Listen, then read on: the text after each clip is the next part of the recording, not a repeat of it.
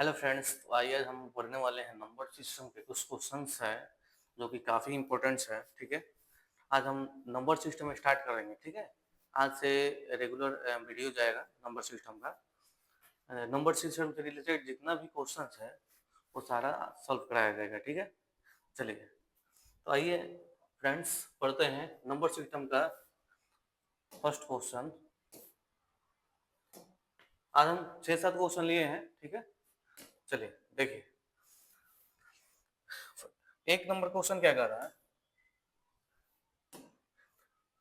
श्रेणी 1 2 3 dot dot dot के कितने पदों का योगफल कितना होगा? 50 50 होगा। तो देखिए योगफल का एक फॉर्मूला होता है जो कि नॉर्मल है। योग इक्वल होता है n इंटू एन प्लस 1/2। ठीक है, ये योग का सूत्र होता है, तो इस पे भी निकाल सकते हैं। ठीक है, तो या हम ऑप्शन से भी चल सकते हैं। अब n का मान आप क्या रखिएगा कि इसको इसका योगफल जो है योग 50 50 के बराबर आ जाए। तो n का मान 50 रखेंगे तो 50 इंटू 50 प्लस 1 51 हो जाएगा। 50 इंटू 50 प्लस 1 51 अब बाई 2 करेंगे, 2 से काटेंगे तब आपका आएगा ना, लास्ट में जीरो है, लास्ट में जीरो आएगा। गुना कीजिएगा तो नहीं आएगा, 25 में 5 आ रहा है लास्ट में। यदि 51 रखते हैं या 51 रखते हैं तो 51 इंटू कितना हो जाएगा, एन का मान 51 रखेंगे तो 51 इंटू 51 प्लस 1 52 हो जाएगा बाई 2। तो इसको गुना कीजिएगा तो लास्ट में जीरो आएगा, नहीं आएगा, तो ये भी नहीं होगा। हम नेक्स्ट ऑप्शन चेक करेंगे 100। 100 इंटू 100 प्लस 1 101 हो जाएगा, अपन में क्या हो जाएगा 2। इसको जब काटेंगे 50 और ये जब गुना होगा तो हमारा हो जाएगा 50 50। ठीक है, यदि ऑप्शन समझे किए तो कितना है एन का मान मेरा, कितना है 100 आ गया। ठीक है, नहीं तो योगफल का एक सूत्र होता है वो लगा देंगे। ठीक है, वैसे ऑप्शन से चलेंगे तो ये क्वेश्चन काफी आसान हो जाएगा। ठीक है, एन का मान यहाँ पर रख के देख लिए कौन सा ऑप्शन इसके इतना आ रहा है तो हमारा आंसर हो जाएगा। एन का मान क्या हो जाएगा, एन का मान आपका 100 हो जाएगा। नहीं तो यदि ऐसे चलेगा तो आपका द्विघात समीकरण में चला जाएगा। यदि आप यहाँ पर योग रखिएगा 50 50, डू मल्टीप्लाई इधर डिवाइड इधर मल्टीप्लाई हो जाएगा आपका n इंटू एन प्लस 1। यहाँ पे आप गुना कीजिएगा तो 0 0 1 0 इतना हो जाएगा। फिर आपको एन स्क्वायर प्लस एन द्विघात समीकरण में लेकर जाना, जो कि बहुत बड़ा प्रोसेस हो जा रहा है। ठीक है, तो डायरेक्ट आप ऑप्शन से आंसर मंगा दीजिए। नेक्स्ट क्वेश्चन क्या है, 1 3 5 7 9 11 डॉट डॉट 15 पदों का योगफल क्या होगा? तो वही योग का फॉर्मूला लगा दीजिए। यहाँ पर कितना 15 पदों का योगफल पूछ रहा है, यानी एन का मान आपको 15 दे दिया है तो एन इंटू एन प्लस 1/2 कर दीजिए। ठीक है, तो 15 इंटू 15 प्लस 1 कितना हो जाएगा 16/2। 2 से काट दीजिए 8 हो जाएगा, 15 8 120 हो जाएगा।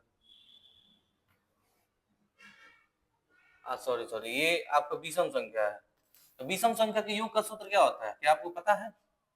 विषम संख्या के योग का सूत्र होता है बाबू एन स्क्वायर, ध्यान रखिएगा।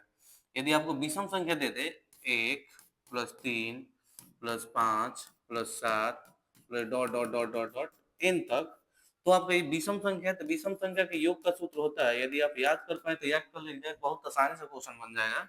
एन स्क्वायर होता है। ठीक है, जितना आपका एन का मान होगा, यानी जितना पद होगा एन पद, मान लीजिए इसमें कितना पद है, एन पद है, तो आप इसमें जितना भी पद होगा उसका बस केवल स्क्वायर कर देना, आपका आंसर आ जाएगा। ठीक है, बहुत आसान है ये विषम संख्या है, तो यहाँ पे योग क्या हो जाएगा, योग हो जाएगा आपका 15 का स्क्वायर हो जाएगा। 15 का स्क्वायर 225 होता है।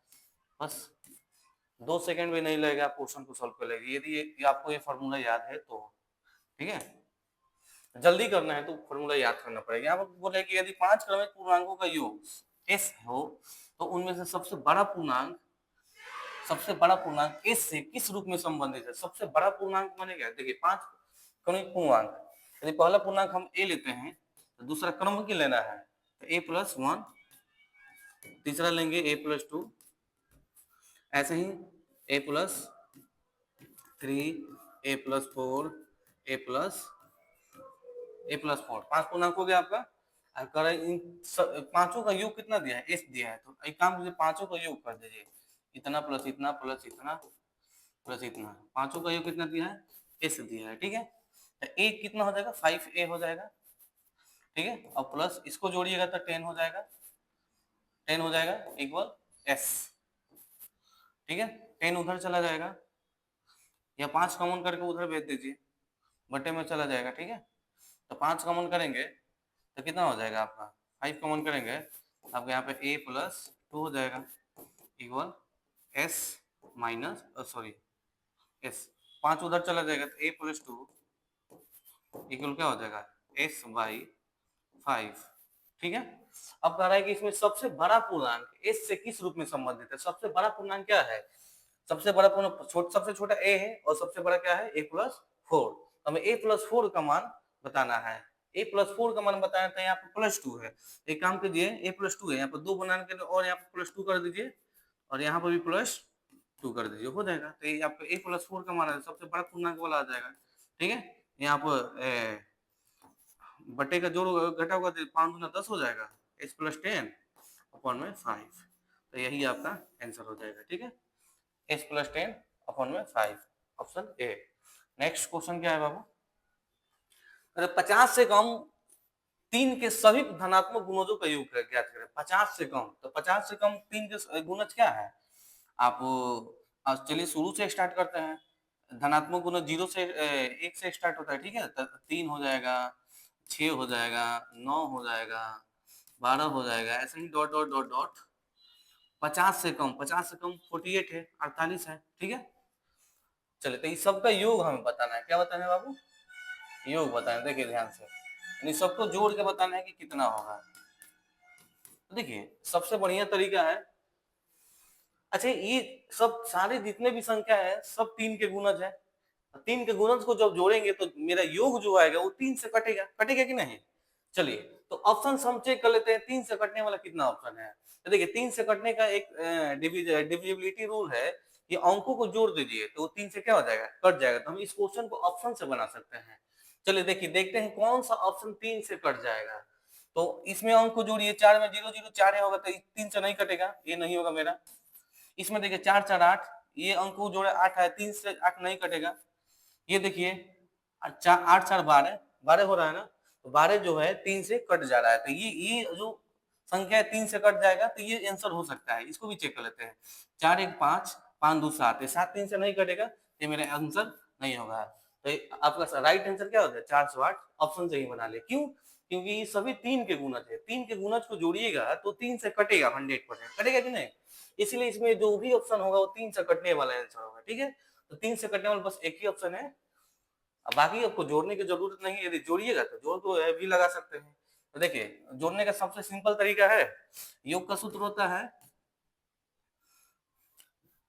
ठीक है। नहीं तो इसमें उससे भी आसान तरीका है, सब में से 3 कॉमन कर लीजिए। सब में 3 कॉमन कर 1 प्लस 3 एकम 3, 3 गुना 6, 3 3 के 9, 3 चौके 12 प्लस डॉट डॉट डॉट कितना हो जाएगा 16 हो जाएगा।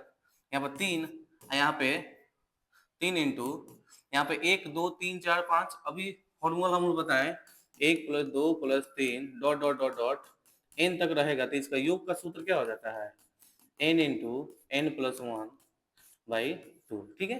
देखो लगा दीजिए, n का मान कितना 16 है, 16 इंटू 16 प्लस 1, 16 प्लस 1 17 हो जाएगा बाई 2 हो जाएगा, 2 से काट दीजिए 8 8 तरीका 24, 24 में 17 से गुना कीजिए कितना 400। ऐसे ही बना सकते हैं, नहीं तो ऑप्शन से डायरेक्ट बना सकते हैं, क्योंकि 3 के गुणज है तो जो भी इसका योग निकालना है तो योग भी 3 से कटने वाला